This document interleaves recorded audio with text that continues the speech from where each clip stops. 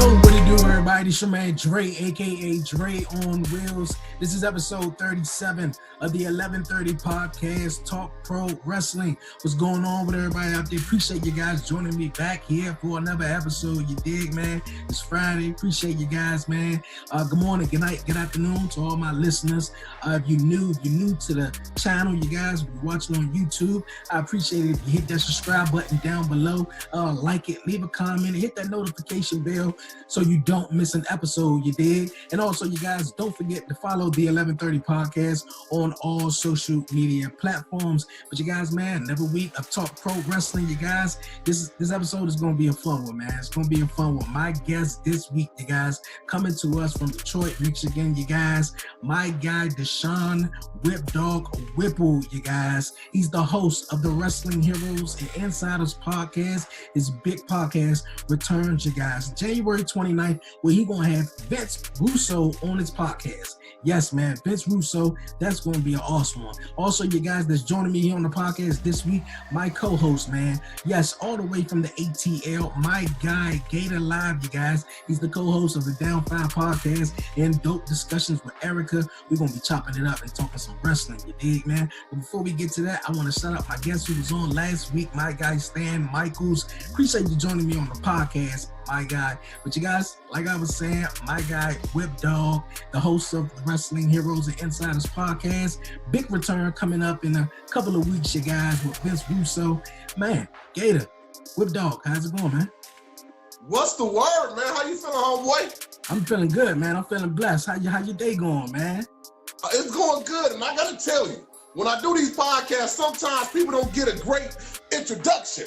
But you got it together, man. You did work by the Whip Dog, man. I like that. Thank you, man. Yeah. Oh, yeah, man, definitely. He served that one up. He knocked that one out the park.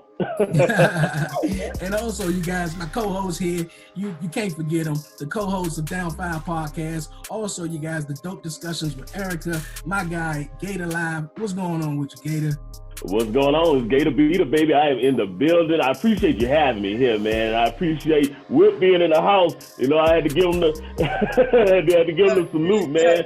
You know, I'm in the presence of greatness right now with y'all two boys, man. I'm trying to follow your lead. Nah, man. I'm trying to rock with my man Whip Dog, man. I'm trying to rock with him, man. Since I've been podcasting, I gotta say, man, you're one of the guys who inspired me to go in a different direction in podcasting, because you know, when I'm running across a lot of guys who had podcasts, and you know, of course, they would just recap and do, you know, the typical thing, but you know, would just reach out to guys, or you know, get guys and girls as far as the legends and producers, and, you know, everything, writers, you know, your podcast. And I thought that was just so dope. And I was just like, man, I would love to have them on my podcast. Of course, you know, things work out when they work out. And, you know, your energy is so dope, man. You got, you know, the over top energy. I like your podcast, man, and your co-host, my man, Daryl, you know, so, man, it's awesome, man. And I appreciate you joining me here on the podcast, man. But for my viewers, of course, who've been hiding under the rock, that don't know something about you, man, can you tell them something cool about you, man? Okay, well, like you said, first of all, thank you once again for the introduction. My name is DeSean Whip Dog Whipple. My show is called the Wrestling Heroes and Insiders podcast, aka the Whip Show. And I do want to shout out my co-host, Devastating Daryl Pace. You can check us out on all podcast platforms. You know how we do. iTunes, Spotify, Anchor, everything. You know what it is, YouTube. But things about me, I'm a former pro wrestler myself. Did over 15 years in the business, you know what I'm saying? Worked all over the States, worked in Canada as well, did a lot of stuff. So I got a lot of connections and networked with a lot of the guys, man. Especially a lot of the guys from Impact Wrestling that we've had on the show, Johnny Bravo, Congo Kong. A lot of those guys started in the Michigan, Ontario area. So I met a lot of those guys through my travels and whatnot. And we've been blessed, man, to have some really great guests. Like you said, we've had Duke the Dumpster Drosy. We had Alpha Jr., formerly WWE's Manu.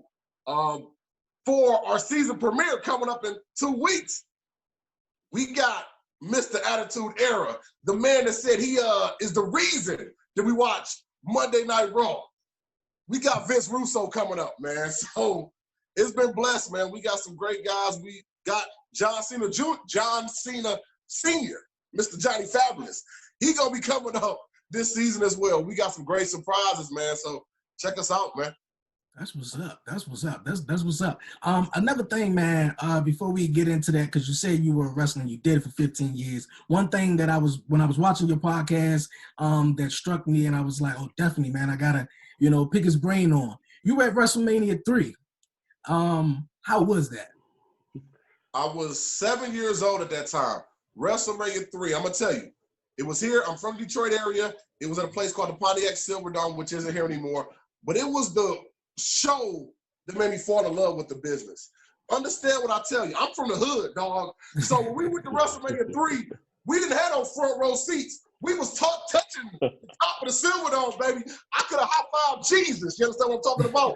That's how high we was. But it didn't matter. Because when I tell you the energy in that building, 93,170 plus fans in there. It was amazing. Even when I was a little dog, I kind of knew somehow, because all my family was big fellas, that I was going to be a bigger guy. But I also could tell by watching like Hogan, even though you're a bigger guy, you don't have to just go around, you know what I mean? You can have a personality. So I knew at 7, it was going to be something a little different with Big Whip Dog, even though I didn't know. Well, I was a little whip puppy back then. But I knew it was going to be a little something different, man. So the energy that I felt in that room, when I tell you 93,000 people were shaking, when Hogan slammed Andre, right there, that was the moment. I was like, this is it. Obviously, through our travels in life, you go through different iterations of things, but it always came back to wrestling. I played football. I played college football. But even in college football, I called myself the Whip-Eliza. So when I sacked somebody, I took my finger like a W and wrote like Zorro on their chest. I mean, it was always extra for me, man. That's what's up, man. That's what's up. Gator, you got anything? Man, look, I'm just thinking about the fact that you was there, man, in that arena, man. Now, you know what? I'm from the hood, too, so I understand how it feels. Trust me, to be in a scenario like that. And that brings me to one of the things I wanted to ask you about. Now, I shared this with Dre a few weeks ago about the need I feel for, Black podcasters in that genre, in wrestling, man. How have you been received in a lot of these different from podcast circles when you say, hey, I'm about relationships. Oh, I'm doing all this. Hey, I'm a wrestling podcaster. That's true, man. And you're right. We definitely need to have more of that because we've got a lot of Black wrestling fans. We actually always had them, but we didn't always have the images on TV. Yeah, we had Junkyard Dog. Yeah, we had Coco Beware. We had Kamala, but we didn't have the characters that actually represented how we are. We could be from the hood, but we are intelligent as well. You understand what I'm talking about? That's why I know this is a little off topic, but that's why I like guys like the New Day. You got all college-educated brothers that like to have fun as well. Mm-hmm. That's the representation that I like now, and that's the representation I want to bring with Wrestling Podcast as a Black man. If you see my shirt, have you hugged a Black man today? Yeah. You know what I'm saying? That's dope. But I want to say that to say, as far as how I was received, me personally, probably because I already knew some of the wrestlers, a lot of people understood it. People that know me for the 40 years of my life know that I was already into wrestling, so they weren't really as shocked as they might have been with somebody else, so I will admit that part. But they would have never thought it ran as deep as it did. Mm. But I will say, when I network, man, I've been blessed, man, because like I said, we've interviewed Tim Storm, from former NWA World Champion, all types of guys, and even some of the, we interviewed Jimmy Noonan, who was the security for WWE. And even those guys were shocked by the knowledge I had of the game and of the sport. You know what I mean? But with that being said, I do still think we need even more Black wrestling podcasters to put a spin on it, man, because just like how wrestling has changed, when you can watch Raw now and see the Hurt Business, you know what I mean, going against the New Day or whoever, and your main event is all Black workers in the main event of Monday Night Raw, which we didn't see even 10 years ago. I think that's something important that we need to have a wrestling too, as far as podcasting. And I think, truthfully, once we can get away from all this COVID craziness, we need to make some type of Black wrestling podcasters convention that all of us from all the country go to together. And just like they do WrestleCade and all them other, conventions, where it's something for us, man, and we can really show what we can do out here. That's what's Shoot, up. that'd be awesome. So Conrad, y'all ain't the only one who can do it. You're right about that, man. Everybody's favorite match at WrestleMania 3, of course, was Hogan and Andre. Was that your favorite match, or was it Macho Man and Steamboat? It's funny you said it. Actually, it was my favorite match was Hogan and Andre. But like I said, I actually had a tryout with WWE years ago. This is back when it was Florida Championship Wrestling was their affiliate. And the match they do show the guys, and I probably shouldn't be telling people this, but the match they show them for training and for study is Macho Man and Steamboat. You know what I'm saying? Because as far as technical and moving the fans, it was a great match. It was probably one of the most technical matches back then compared to some of that old Ric Flair stuff. But as far as me personally, because I knew where I wanted to be and what I would be, my physical capabilities, it was Hogan and Andre did it for me. That's what's up. That's really, really cool, man. That's really cool. You grew up watching wrestling, of course, but what was it that really just got you? What made you just fall in love with wrestling? Was it just Hogan, or was just something about the business? It was the characters and the personalities, man. Because back then, this is not a knock against Daniel Bryan and all those younger guys. We got like Adam Cole, which are amazing workers. But some of the guys now look like if we saw them down the street or we was in a club. You know what I'm saying? That's, yes, they're athletic and all that. But the guys back then, imagine being a little 7-year-old little boy, 4 or 5 years old, and seeing these guys larger than life, these huge muscles. Now, if they was juicing, that's a whole nother thing. We're going to talk about that. But these larger than life guys, but they was bringing personality, man. I'm a big person on personality. Just like I see what you do, I see what Gator does. I love personality. I also act as well. And a lot of times when I first started acting, of course, it was, hey, he's 6'5", 290, play the thug, play the bodyguard. Even when I first started wrestling, it was don't say nothing, Whip. Just stand there and look big and menacing. But I just like the idea of people showing their real personality and their strength, man. I just think it's a beautiful thing. And I that's what drew me in, seeing all these characters, man. Because, back then we had some. We had some characters, dog. Oh, yeah. Man, the first time I ran into the one-man gang, I must have been like probably maybe about 11 years old, and just looking at this massive mountain of a man, just larger than life, for real. Those types of memories are amazing. Who's the one person that you met in wrestling that you were just in awe of? Because you're a big guy, man. So it's hard to be like, okay, I'm just gonna be in awe. And like if you were around an Adam Cole, you almost put him. But what guy that you were around in wrestling that you looked at, you said, oh, that's a big dude? Well, you know what though, man, real talk. And it was actually only like 4 years ago. Now, I've been in the locker room with a lot of the guys too. And as I got older, it wasn't necessarily their size. It was just the way they carried themselves. And this could have been still me being my mark out moment because how I felt about it before. But I actually got to meet Hogan. Oh. I got to meet Hogan in Columbus, Ohio at the Arnold Sports Fest. And I was dressed up in Whipomania gear. At this time, I'm 35 years old. I'm like, I'm going to talk to Hogan, and I'm going to give him my DVD, my promo pack. He going to take me under his wing. I'm telling you. At whatever age he was then, I walked up to Hogan, and I'd never be quiet. I stuck my hand out. It was like when the Mega Power shook hands. But I was so nervous. He was like, calm down, big fella. What's going on? Then I brought it back. But still, the way he carried himself, if you would have saw him walk into the building, keep in mind, Arnold Schwarzenegger was right next to him. People didn't even notice Arnold anymore. They followed Hogan like this was God. You understand what I'm talking about? Even people that weren't Hogan fans, it's something about what he gave off in that moment. You dig what I'm saying? And that's what, like, even with some of the newer guys, I really want some of the newer wrestlers to give off that energy that when you see them, you're like, dog got to be somebody. You know what I'm saying? You ever been to a club and you see all these people in there, but somebody in there, you're like, who is this man? You know what I'm saying? Yeah. And that's the energy you should always give off when that's that superstar personality, that bigger than life thing, man. So to answer your question, it still was Hogan. Oh. That's what's up. That's really, really cool, man. And you got a personality, over top personality. How was it being in the ring? You know, how did that go? Man, I had some great matches, man. I got to wrestle Sabu, former ECW superstar. He cracked me upside the head with the chair. Hey, man, the boy is stiff, I'll tell you that. I got to wrestle, one of my first names I got to wrestle was Marty Jannetty. Oh, You know, wow. and keep in mind, watching the Rockers, seeing him get kicked through thrown through the barbershop window and getting to wrestle him was amazing. And me and Marty are still homeboys to this day.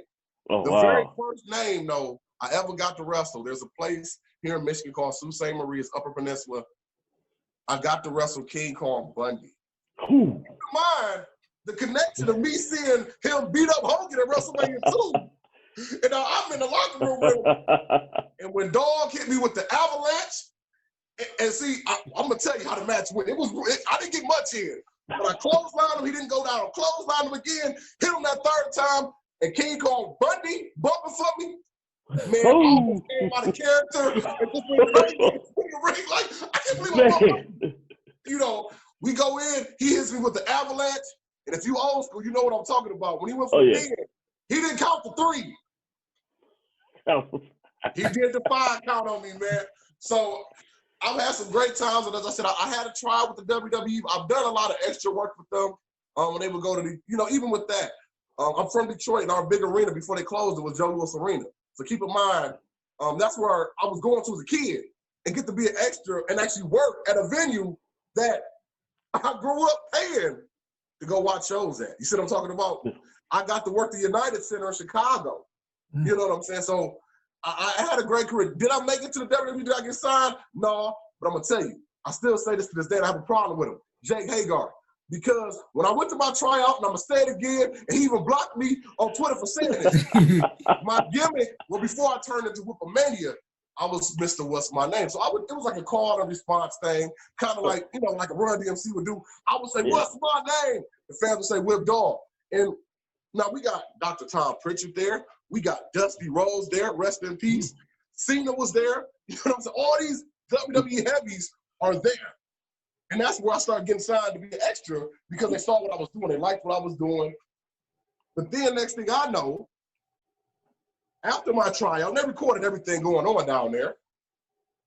A month later, Jake Hagar, back then Jack Swagger, is in the ring, and he says, he hits somebody with a body slam, throws him to the corner, clothesline, they fall down. He says, what's my name? Where the did he get that from? Wait. So I was so pissed. So I'm literally tweeting him. I'm going crazy. I got all my fans tweeting him like, get him. I mean, I got the video. His response was, nobody knows who you are, and then he blocked me. Wow. Wow. Look, cultural appropriation at its finest. That part.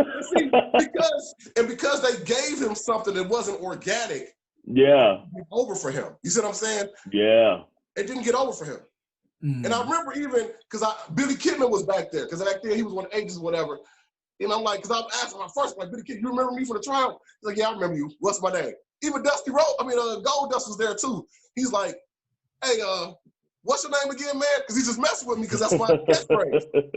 So then I whispered to him, like, man, why y'all give it to Jack? And he just shrugged his shoulders, man. So that's the unfortunate part of the business. The business is cutthroat, man. A lot of cats don't know. It's way more cutthroat than people will ever know, man. Yeah, I've heard that they do a lot of cannibalizing of those gimmicks back there, man. A lot of the stuff that you see on TV now, now the one good thing is that now a lot of those independent guys did get signed to WWE, so they're bringing some of the stuff that they did on independence. But back in the day, they would watch all these independent shows on YouTube, take some of the best stuff, and put it on TV. Carmella, when she was doing that moonwalk DDT, somebody was already doing that on any stuff. So a lot of that stuff was they recycling because who would know? Who you gonna believe in? Right. It's no different than a music game when you find out 5 years later they stole somebody's song, you know what I'm saying? And Future made it, even though you know he stole it. You're right. It is life, man. It is life. You're right about that. Speaking of wrestling, like nowadays, though, what you think about the product now? Woo! I know. My co-host the other day, I'm gonna tell you, I can watch SmackDown. I like the Tribal Chief, man. But I've always been a Roman fan. I know a lot of people didn't like Roman. Yeah. But I really like that Tribal Chief stuff he's doing right now. But as far as Raw, dog, it's hard to watch 3 hours. There's moments I like. Like, I like some of the Hurt Business stuff. I like some of that. But a lot of the stuff, man, I might have to watch it the next day on Hulu or YouTube in a abbreviated format because 3 hours is long, man. I understand that they got to have advertising and all that, but they need to think of something, man. And I do think the pandemic is hurting it as well. But man, that's what's up, man. It's hard. Yeah, you all right. You all right. You say your favorite wrestler, man, was Hulk Hogan growing up. How do you feel about, the whole Hogan situation that went down? And of course, a lot of people, who were big Hogan fans, man, brother, and just was like, I don't really mess with him no more. Like, what's your thoughts on that? Man, because I'm a realist, right? Even before that ever played out, me and my homeboys, we would say, I remember just saying to him, if we ever found out Hogan was a racist, what would we do? You know what I'm saying? Because let's be transparent, especially when we see what's going on with the Capitol and all this craziness. There's a lot of people we hang out with every single day that we think is cool, but we really don't know how they feel about it. You dig what I'm talking about? So I said that. So I remember when it happened, I was hurt, but not as hurt as people would think I would be, or shocked, because I learned years ago, when you see somebody on TV, when you're a fan, a mark, whatever you want to call yourselves for a person, a stand, whatever, you love the character, but you don't know the person.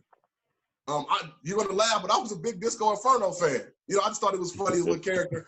But I did a show with Disco, and I'm thinking he's going to be this over-the-top, bubbly personality in the back.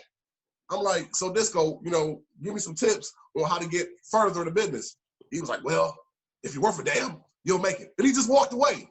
I'm not thinking that this is from Disco Inferno. But then I met Dan Severn, and Dan Severn, former, UFC. Yeah.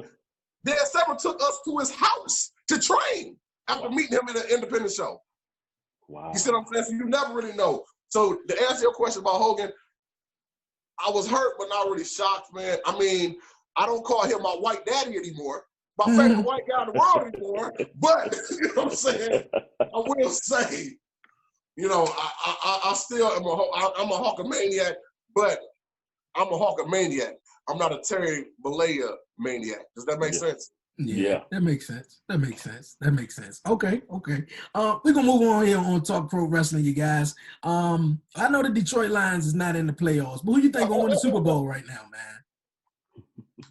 You say what? Who you think? Who you got winning the Super Bowl? Man, I don't even want to call it now, because now the Steelers lost too. Oh, man. you was a big Steelers guy? Man, from now, all I'm going to do is just get some Super Bowl squares and see if I can make some money off that, dog. It don't matter who. I ain't got to pick nobody. I just got to get my numbers to land. Hey, that's what's up. Right. I'm a Saints fan, so you got to put them up in the air. Okay. Saints Browns might actually be a pretty good Super Bowl. I can't see them getting past Kansas City, the Browns, but hey. That's what's going on, man. I'm a Ravens fan. Some people, born the Ravens though, but they made it past the Tennessee Titans this week, and the Saints doing good. But man, before I cut you off, funny story about the Ravens. Well, he's retired now, but he used to live around the corner, grew up around the corner from me. Was Bart Scott. Oh wow. Bart Scott grew up right around the corner from me in Detroit, Michigan, man. Oh wow. Former Ravens great, yeah.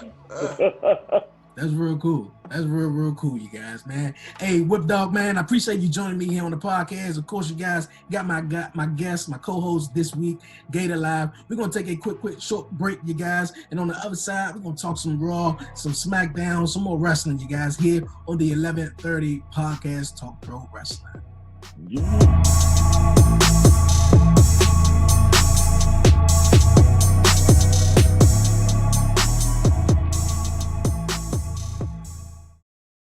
You have a lot to say. Maybe you've thought, I should start a podcast. Meet Anchor, the easiest way to make a podcast ever. It's a powerful mobile app and web tool that lets you record a podcast anywhere and distribute it everywhere. It's great whether you're a seasoned pro or just starting out. And it's 100% free. You can record your show straight into Anchor on your phone, iPad, or the web, using any mic you want.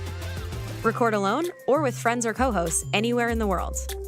You can add background music and transitions, and your listeners can send you voice messages that you can incorporate right into your next episode.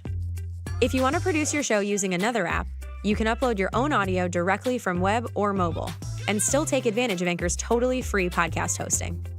Once your podcast is ready to publish, Anchor can automatically distribute it to every major podcast platform. That includes Apple Podcasts, Google Podcasts, and Spotify, so your listeners can hear your show wherever they want.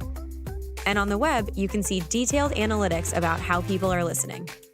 Plus, you'll get a great-looking profile page where anyone can listen to your podcast or subscribe to it.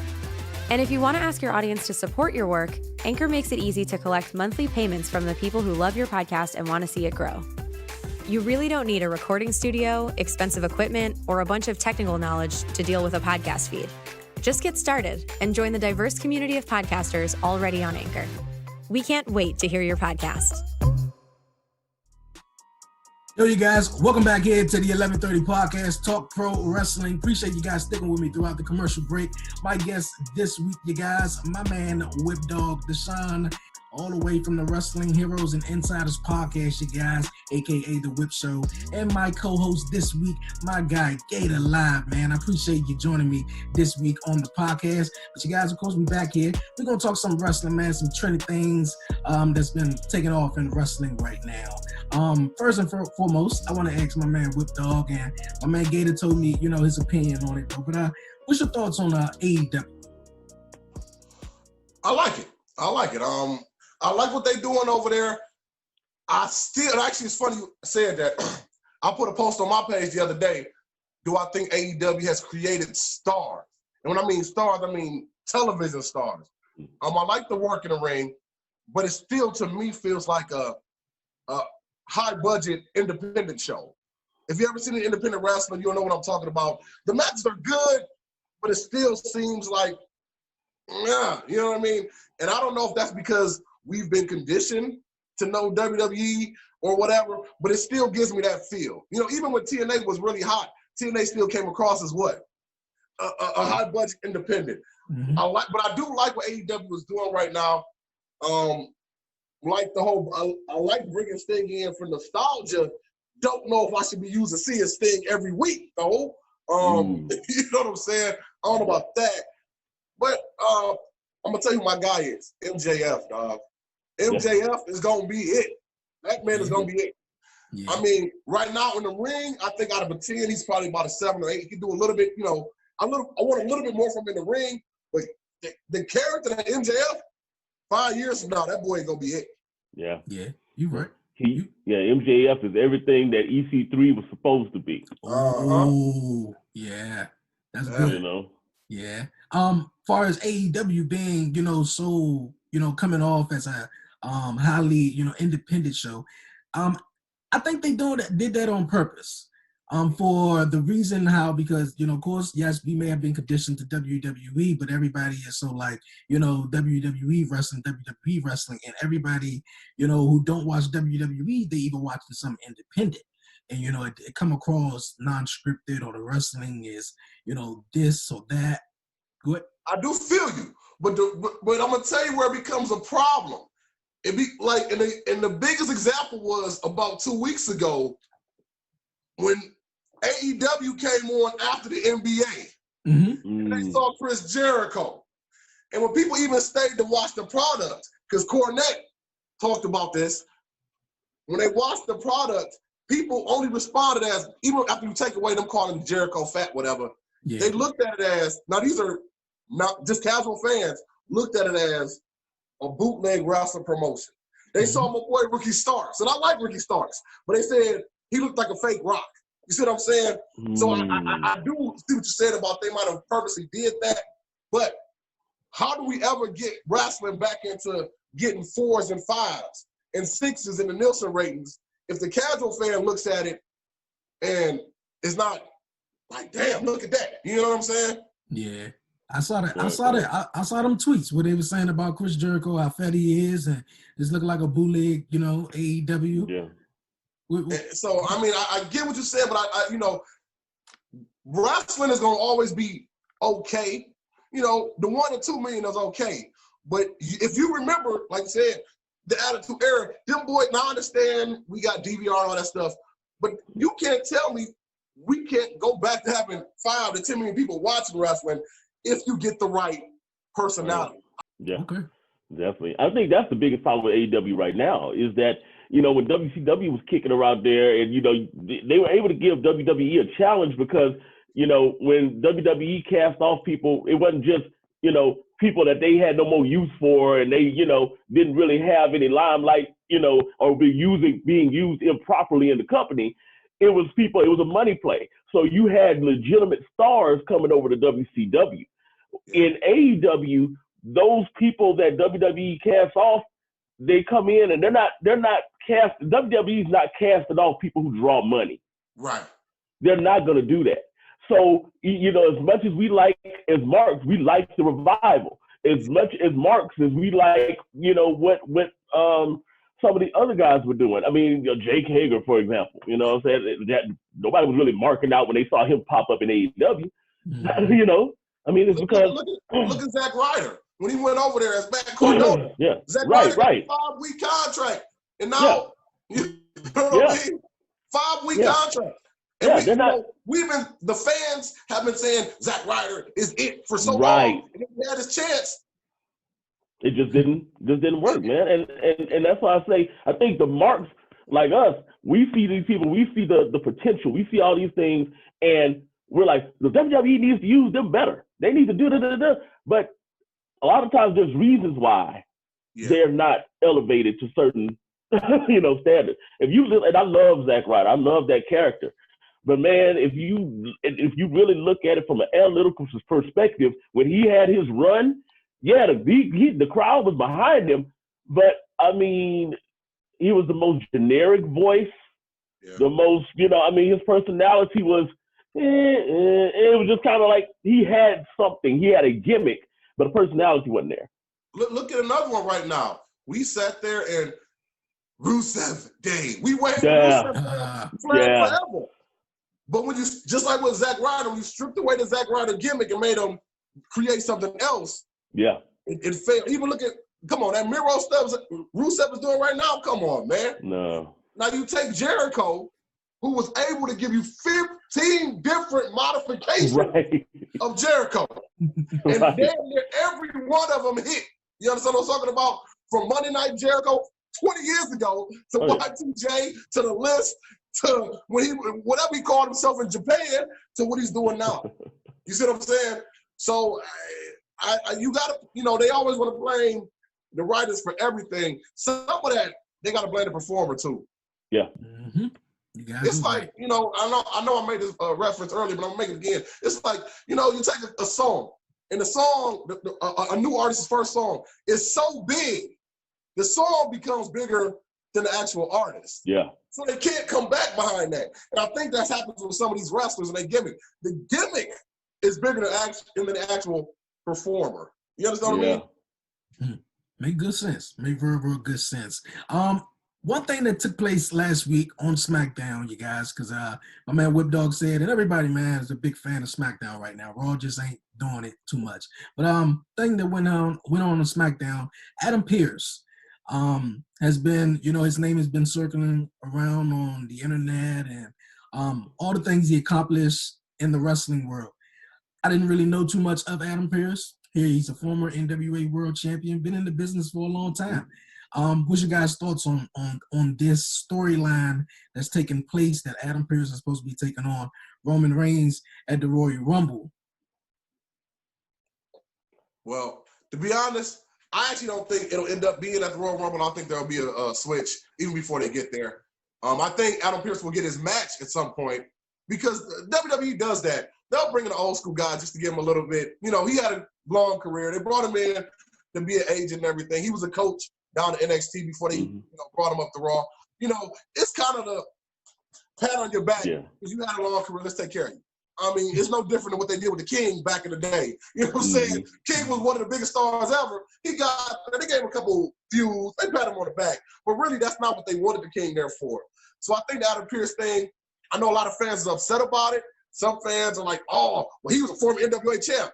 Listen, Adam Pearce ain't going to do nothing as far as – he's not about to be no 5-year run. His job is to be an agent and to put them boys over. That's what he's going to do. He's going to come in there, even if they had a match, he's going to act like he's scared of Roman, then come out from underneath and do some stuff, and they're going to take him out. But me personally, I didn't think he was going to have a match at Royal Rumble. I think he actually was going to switch back to Shinsuke because it was a big response for Shinsuke. Yeah. There was, man. It was a completely generic. I mean, it just came out of nowhere for Shinsuke too. You know, I mean, when you book a match right, just goes to show when you book a match right, you know, you can make a star. You know, an example of Kofi a couple years ago when he won the title. You know, but to go to that question though, as much as I would love to see Scrap Daddy in the ring, as long as he leave that generic robe, that bootleg Ric Flair robe behind, you all right. But yeah, man, I can't see it. I can't see them having that match. There has to be some sort of pull. I would not be surprised if it's Kevin Owens.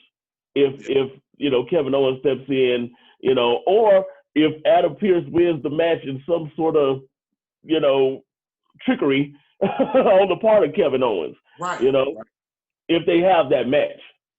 Now, see, I'm glad you touched on that. That's one problem, and maybe it's because I'm a worker that I have a problem with the fans, man. And we need them. I get it.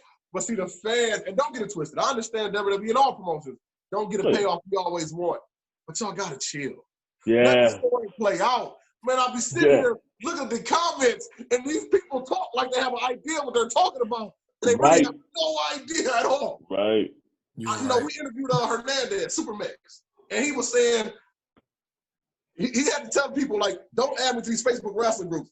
He said, because I'm not going to argue back and forth with you with something y'all don't even know about. Now, I know like Kevin Owens said he likes to be in the groups, so he'll make up a burner account to see what people are talking about and argue. But I'm telling you, man, when you understand this for real, it's not even worth arguing with these people because they have no idea. They have no foresight on the future. They just see what happened right now. Right. You know what I mean? Not realizing the true wrestling story is a build. Yep. It's not a 1 week, you know what I'm saying? You don't come in 1 week, excuse what I'm saying, but you feel me, you know what I mean? Right. Man.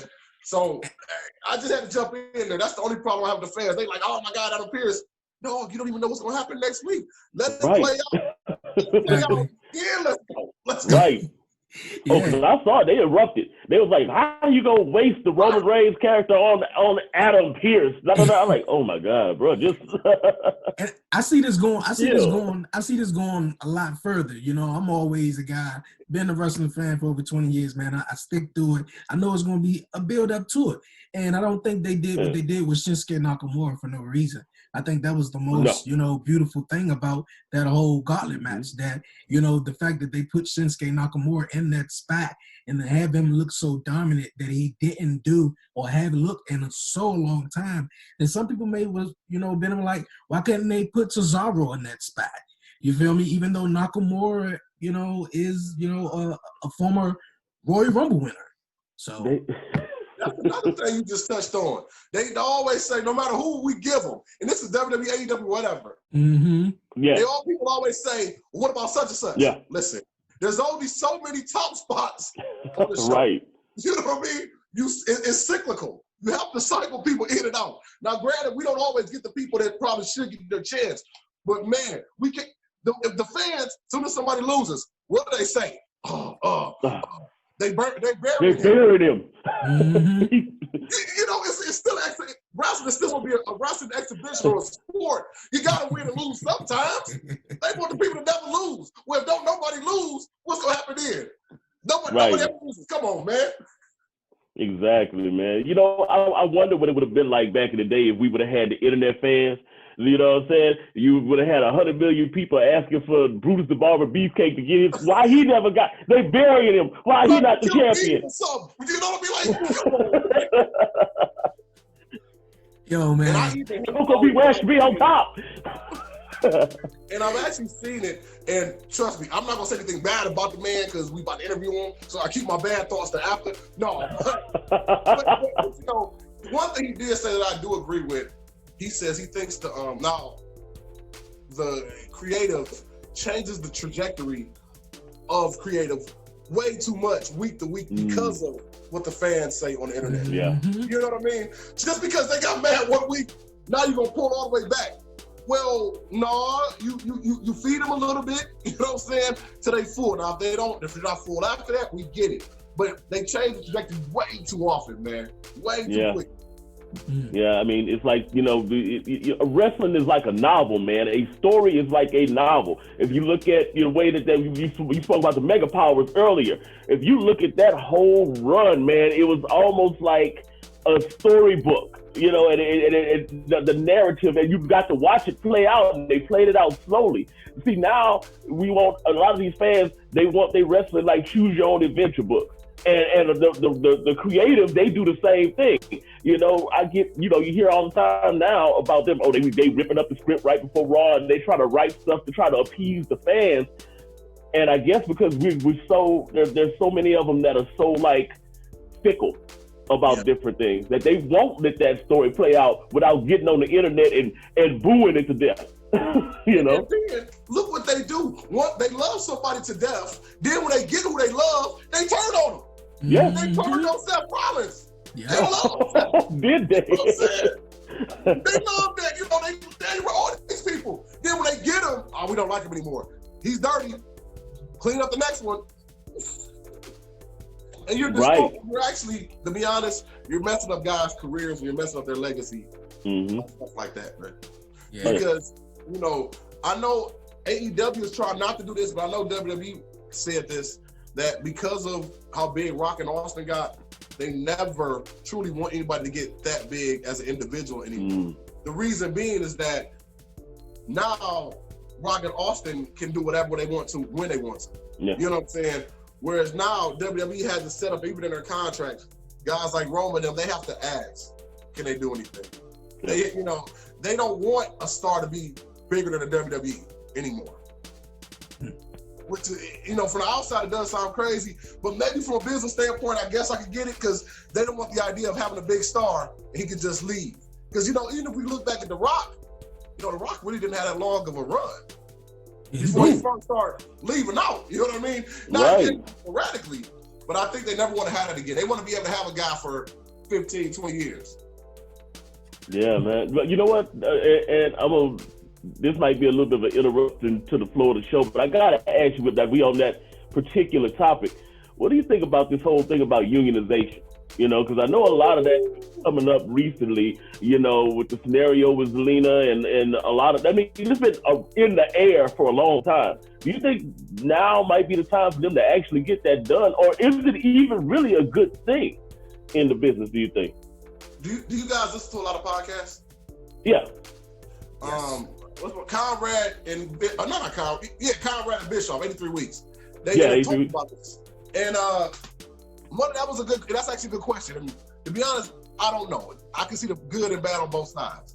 Unionization easily sounds like it's great. Now we got health benefits and everything. It's perfect because truly we are independent contractors, which, you know, they say that, but even though wrestlers really are employees because they can't just go work for whoever they want to. Right. The reason why I say I see both sides, if they unionize, now, dog, you'll get a flat rate. They're not gonna give you all the incentives. The wrestling contracts, especially back in the day, they don't have as much back and forth for wrestlers now going to different promotions. Right. But back then, they had a lot of incentives they would get them guys. Your base pay might only be $450,000, but they was getting $2 off of every T-shirt they sold. They got a piece of the house.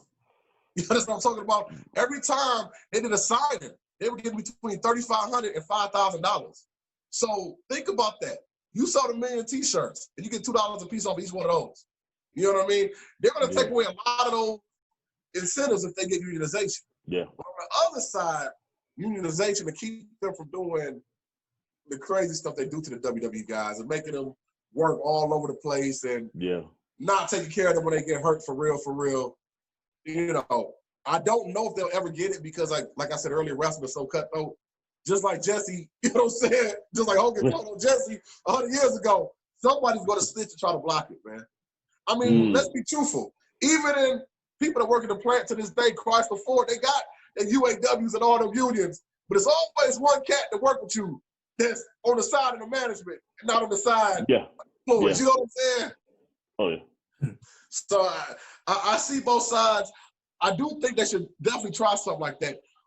But to that question, I thought when originally AEW started, they were saying they were going to do something similar to that or some type of benefits or something. Yeah. And then they never said nothing else. Yeah, they did. That was, matter of fact, that was supposed to be the big draw about AEW. Right. You know, when they were, especially when they were pitching that thing, and they did pitch it to a lot of these YouTube hosts across seas and all that because they definitely be on them all the time, and I think they really push that as the incentive. And this is going to be a company for the workers. This is going to be that. But like you say, you ain't really heard much about that. What? Because I know, because even look at Moxley. What they said was originally that, you know, because they jumped on WWE when they took everybody's, what was it, Twitch or whatever they took from them. Yeah. And they're like, we would never do nothing like that. Sounds good. But then Tony Khan also won't let Moxley defend his New Japan title on TV in America. He got to go. So explain that to me. Right. So you're still blocking people from making all the money. This man has been a New Japan Intercontinental Champion for 6 months. Whatever, he can't defend it because you don't want nobody else. You don't want your guys on anybody else's TV. Right. So don't act like you're so pure and you know what I mean? Exactly. When you're doing just in a different way. Right. Because no matter what business it is, the owner, I don't care what they say. You know what I'm talking about. They're gonna take care of themselves before they take care of anybody. Oh yeah. Oh yeah. You're right about that, man. And it'll be one thing, you know, if WWE would do it, you know, especially allow their talent to compete in other organizations. But of course, they won't. Well, how would you feel if WWE did do that? It would be a dream. It would be a dream. We wanted it years ago.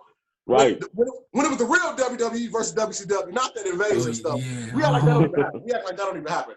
Right. But the problem, again, I'm going to tell you, the one thing fans don't realize, wrestlers are the most emotional men that you will ever find. I'm trying to tell you. Man. I say that to say, you understand trying to get, and then you take the guys on top.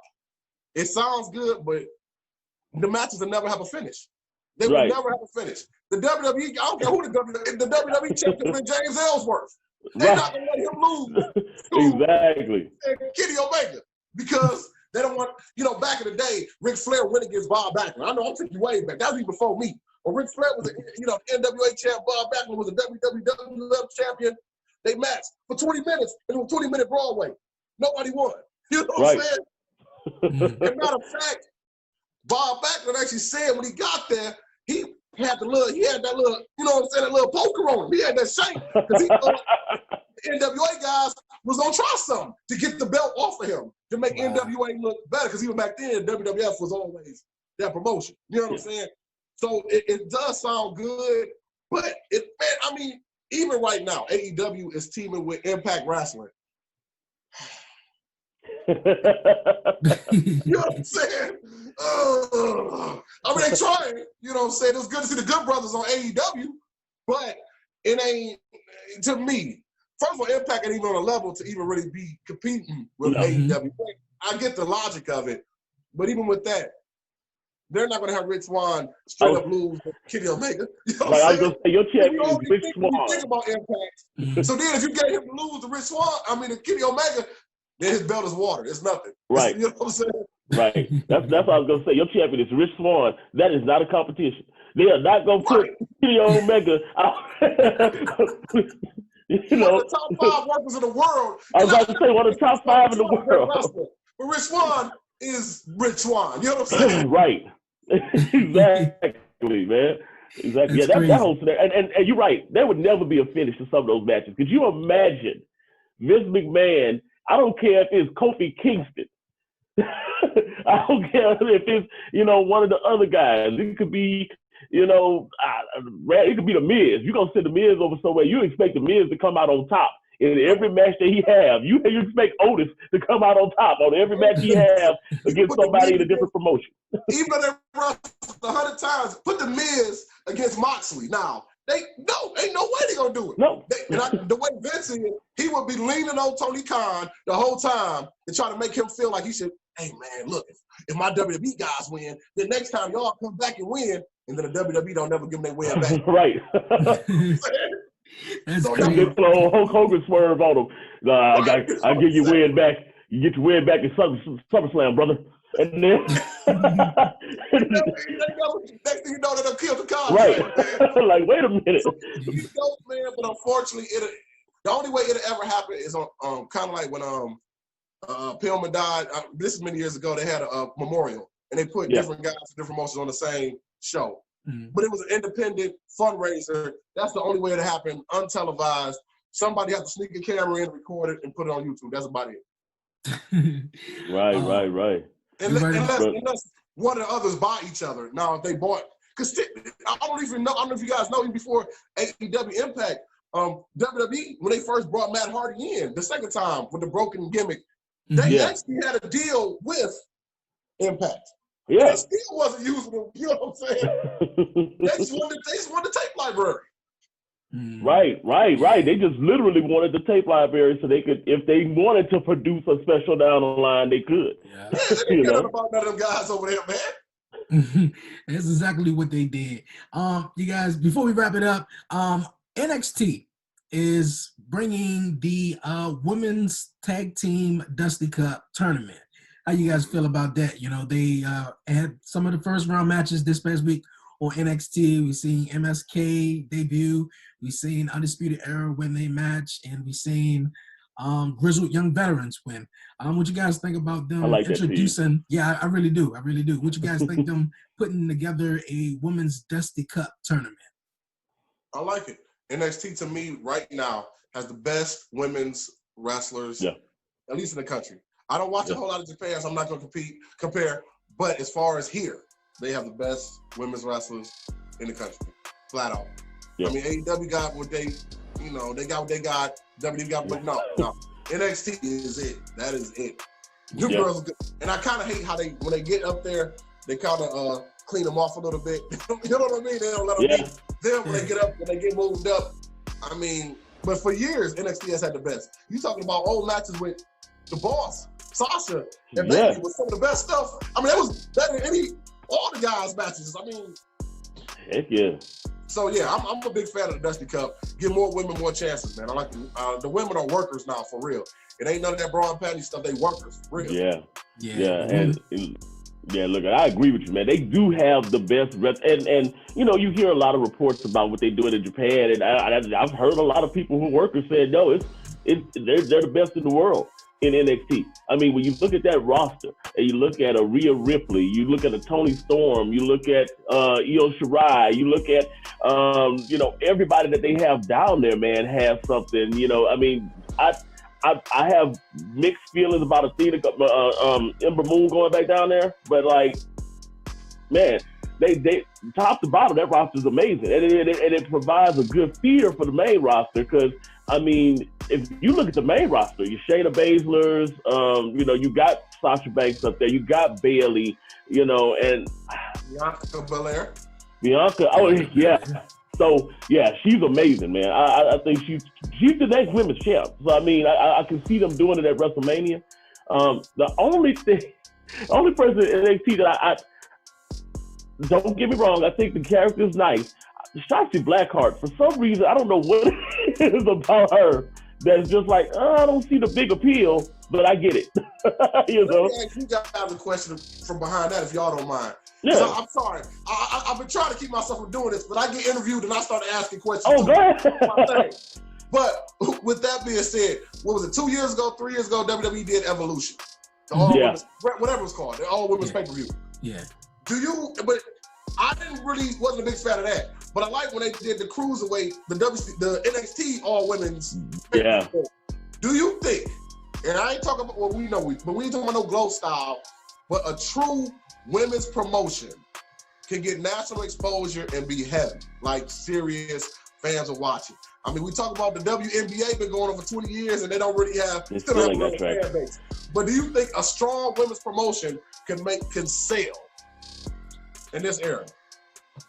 You need to bring in, off the top, I was just about to say something. you would have to bring in the horsewomen. You'd have to literally bring in a Banks or a Becky Lynch or, one of those people like that. You would have to start your promotion around that.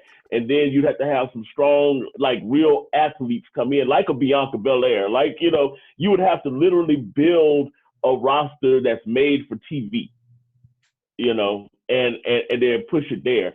You would probably have to come in with some people who are, I don't want to say Shayna Baszler is kind of gender neutral, but you're going to have, those types of, women that are in there. You got to have some monsters. You got to have a Mercedes Martinez, a real scrappy person. You got to have, what's the name? The one that's feuding with Raquel yeah. Mendez. Yeah. Well, is it Mendez? Yes, bruh. She's a monster, man. Yeah. But you gotta have that. You really have to structure it that way. I think it could be successful, but again, like you said with WNBA, probably not as successful as any of the men's leagues. But I mean, I think you could draw some money with it. At least right now with the pandemic, you could. Yeah. You're right about that. I don't think they, like I said, like Gator said, they will have to give somebody real big, a really big, name. It's 2021. We love women's wrestling, and sometimes the women's wrestling is better than the men's. So I'm all down for it. I think they can do it. It's just pulling it off. Creating stars, having somebody, having somebody to be the reason that the viewer is drawn in to see you. So it just can't just be anybody. I don't think, but yeah. I actually do think so also, because I think the one advantage they have over the WNBA, how can I say this and be politically correct? Because I don't want the show to get thrown off the air. I'll say it. The product could be better. So even the fellas still like the way some of the women wrestlers look. They don't look like they used to. You know what I mean? So you take that. So the men aren't alienated like, oh my God, I don't want to watch this. But you also have women that girls could grow up looking up to. Yeah. You had Izzy on your show. You know what I'm saying? Yeah. And, she grew up watching who does she like, Bailey or whatever, right? She was Bailey fan. You got, so it's something that the little girls grow up to want to be, but it's nothing that the guys won't alienate like, dog. All right, because we go to a WNBA game. You know what I'm saying? You ain't no dunk, man. It really ain't. I mean, you know what I'm saying? Yeah. I mean, but it's just being real. I mean, and that's nothing bad to say. That men would be attracted because guess what? Women are attracted to a lot of male wrestlers. They always say, do you have the look? Do you have, the size, the chisel body, the whatever? I mean, appearance is everything. If you got a wrestler that looks like crap, then 9 times out of 10, he ain't gonna make TV. Same thing with the women. If you got a woman that may not be so attractive, I don't know. You're right about that. Like you say, right now we got guys wearing Sasha Banks, the Boss T-shirts. Yeah. We don't have guys putting on a WNBA jersey, but we got guys wearing right. You know what I'm saying? Exactly. Full T-shirt. So I definitely think it's a possibility myself, man. Yeah. Oh, yeah. Definitely. Before you guys roll, man, who you guys got winning the 2021 Royal Rumble match? Men's and women. Ooh. Let me go first. I see Bianca winning the women's. I see Bianca Belair taking the women's match. The men, I would have said that they would have brought The Rock in to win that one, so they could have that match that they've been kind of promoting with, kind of slick side promoting with him and Roman Reigns. But it's something about the way that they pushed Shinsuke last week that makes me wonder if that's not their backup plan. If we can't get Rock, then maybe we put Shinsuke in that match. I mean, Shinsuke versus Roman, I'm a little skeptical of what that looks like. You know, I would rather them do Drew again, Drew versus Roman at WrestleMania. But hey, you know, Whip Dog. I'm gonna go with. I agree with that Bianca Belair. I think they are big fans of hers. I think it's her time. Be honest, man. Like I said, I would have liked Rock versus Roman too, but from my understanding, in which I would want to see too, I would want to see that with real fans. You know what I'm saying? Yeah. Question mark of if they can have fans, or is it only like a quarter of the arena? And with that being said, man, I'll be honest. I can see what you said with Shinsuke, but for me, it's too early to call, dog, because with this pandemic, like normally you can kind of see where they're going, but you can't really get a real judgment of who the fans want to get to that point because it's piped in sounds in the right. Mm-hmm. So I think honestly they might just randomly pick something at the 11th hour, man. Yeah. Drew, I have to say Drew would probably be the best option. Do you take the belt off of him? Do you make it a champion versus champion WrestleMania? You know, it's kind of hard to say. Yeah. I'm gonna say my pick. My pick is I said this on the podcast with me and Gator. The men's Royal Rumble, I got Big E winning it, and the women's Royal Rumble, I got Sonya Deville winning it. Some people say with the Brock. Not Brock, I'm sorry. Goldberg and Drew McIntyre match. Goldberg wins. Big E wins the Rumble. Big E versus Goldberg at WrestleMania. You know, a little bit of something. I don't know. But I got Big E winning it. Big E winning it. It seemed like he's the hottest thing right now on SmackDown solo. I mean, Dan, you said he never won a battle royal. That could be a hint of it that he may win. Yeah. So it's like what Doug said. It is too early from what they shown me. Mm-hmm. I would definitely like for Big E and definitely Sonya Deville to do something. Bianca Belair is my girl. I love her, man. She's gonna do major things in WWE. But Sonya Deville, I think it'd be. So we gonna get out of here, and y'all not gonna talk about Goldberg being back, man. So I was trying not to. I know, right? Like I was trying not to. I mean, he just came in and he just said a bunch of everything on Monday night, and just didn't let Drew get no words in. Like, right? So, I mean, because he was. All these falsities, he was like, "You're disrespecting the legend." When has Drew McIntyre ever disrespected anybody? That was so stupid. You guys talking to a face. The face don't never say. He should have been talking to Randy or something. You know what I'm saying? Right. Exactly. That makes the most sense. You know. Speaking of, I do not like the kilt. You know, if they would have started that gimmick before. So Drew was never a cartoon character. And I feel like once they gave him the sword and the thing, that could have been for pay-per-views. Like I could have seen him doing, you know, like special attire for a pay-per-view or whatever, you know. But him doing it every week, no. It's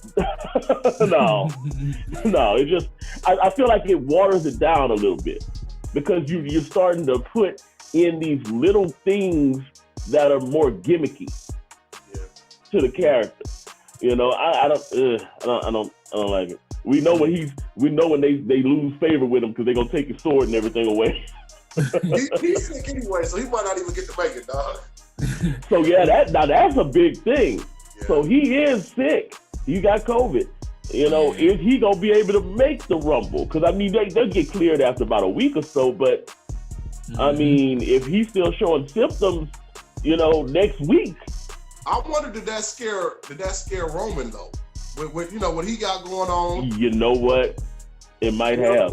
Because now Roman probably thinking, I only came back because y'all said we could keep COVID out of the performance center or wherever they, you know, the Thunderdome. And if it's back in here, you see what I'm saying? Right. That's I'm just want to scare Roman, man. Yeah, interesting. Because he's doing the best work he's ever done. Yeah. So. Yeah. What dog, man? Appreciate you joining me on the podcast, man, this week. Also, man, my man Gator Live. Before you go, your podcast, man, tell everybody where they can catch your podcast at again, where they can follow you at. And if you have any shout-outs, man, anything you want to say? Well, first of all, thank you, fellas, for having me on the show. The 1130 podcast has been a dope time. We might have to do a part 2, dog. We done went for about an hour or something, man. Most definitely. Thank you, man. Y'all make sure y'all check them out, but make sure you check me out. The Wrestling Heroes and Insiders podcast, a.k.a. The Whip Show. We have WWE legends, WCW. We have current stars, NWA. You can hit us on any podcast platform, Apple, Google Play, Spotify. You can just yell out, hey, I want to do a podcast, and it just come on. I'm like that. I'm everywhere. I'm everywhere. You know what I'm saying? YouTube, follow us on Facebook. Just hit like the Wrestling Heroes Insiders podcast. Instagram at The Whip Show. The big season 3 premiere. We bring in the quote-unquote creator of the Attitude Era. One of the most controversial men in the world. And Jim Cornette's biggest opponent. Right. Vince Russo, Friday, January 29th. Make sure you check that out. It's going to be an amazing show. And I'm hitting Vince Russo with all the punches, man. He's not going to blow me to death. I'm hitting him with all the punches, man.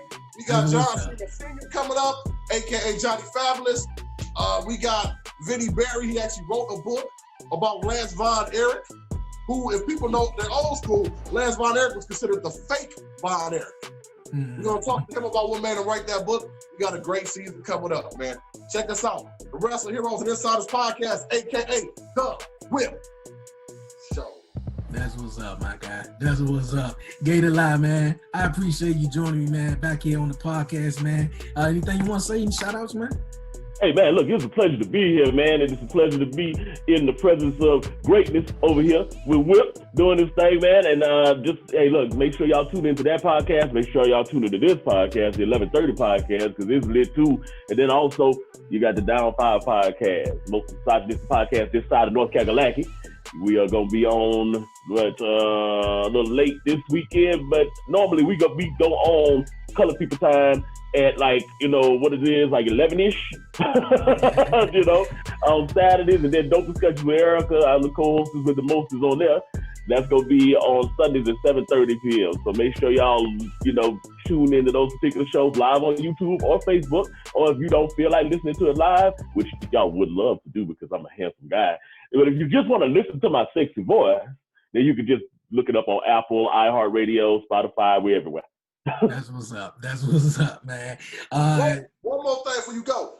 And I'm serious, fellas. End of the year, I'm talking about it. Black Wrestling Podcast Convention. Yes. Together, fellas. Yes. We got to get that. We really got to get that. Yeah, I'd love to be in the building for that, man.